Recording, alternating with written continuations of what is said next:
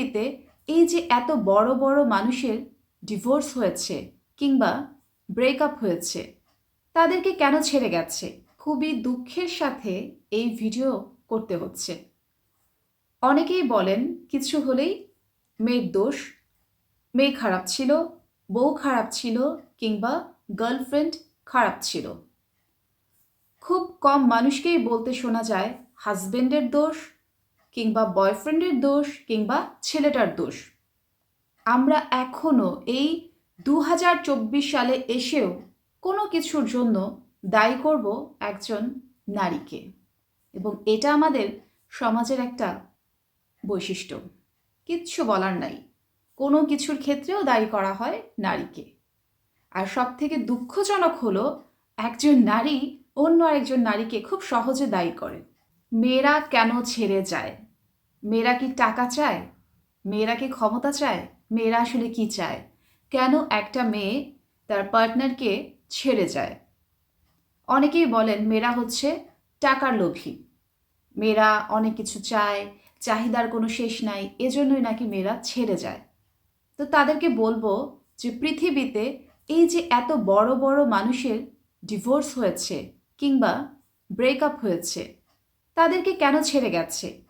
তাদের কোন জিনিসটার অভাব ছিল? কেন জাস্টিন ট্রুডোর মতো মানুষের ডিভোর্স হলো? কখনো ভেবেছেন? ভাবেননি। সব সময় এই সমাজ একতরফা একটা মেয়েকে দোষ দিয়ে যাবে। কোনো কিছু হলেই বলবে মেয়েটা খারাপ ছিল, মেয়েটা দোষী, মেয়েটা টাকা লোভী, মেয়েটা টাকার জন্য কিংবা আরও অন্য কিছুর জন্য কাউকে ছেড়ে গেছে, ব্রেকআপ করেছে। কিন্তু এর পেছনের ঘটনা আমরা কখনো খতিয়ে দেখি না।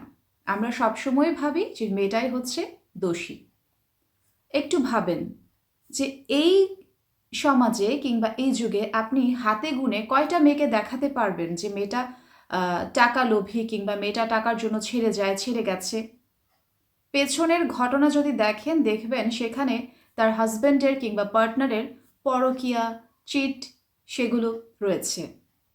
একটা মেয়ে তখনই সব কিছু ছেড়ে যায় যখন তার পার্টনার তার সাথে চিট করে। উইদাউট চিট কোনো মেয়ে কখনো ছেড়ে যাবে না। আর একটা প্রচলিত কথা বলি, একজন মেয়ের চাহিদা তখনই বেড়ে যায় সব কিছুর ক্ষেত্রে যখন সে তার পার্টনারের কাছ থেকে এই জিনিসগুলোকে পায় না। এমন না যে তার পার্টনার সেগুলো দিতে পারছে না বা পারে না, কিন্তু পার্টনার যখন দেখা যায় নিজের পার্টনারের থেকে অন্য কাউকে বেশি প্রায়োরিটি দিচ্ছে, তখন সেখানে নিজের মূল্যটা আসলে কোথায় থাকে? এরপর যদি কোনো মেয়ে কোনো সিদ্ধান্ত নেয় কাউকে ছেড়ে যাওয়ার মতো, তখন এই সমাজের কাছে কিংবা কিছু মানুষের কাছে সেই মেয়েটা হয়ে যায় দোষী। কিছু হলেই বলা হয় মেয়েটা লোভী ছিল, মেয়েটা চলে গেছে, মেয়েটা ক্ষমতা চায়, মেয়েটা চলে গেছে, মেয়েটা টাকা চায়, মেয়েটা চলে গেছে। এই চলে যাওয়ার পেছনে যে অনেক কিছু থাকে, সে অনেক কিছু আমরা কখনো দেখেও দেখি না। কারণ আমাদের এই সমাজে একটা মাস্ক পরানো আছে আমাদেরকে, মেয়েটা দোষী, মেয়েটা খারাপ, মেয়েটা টাকা লোভী।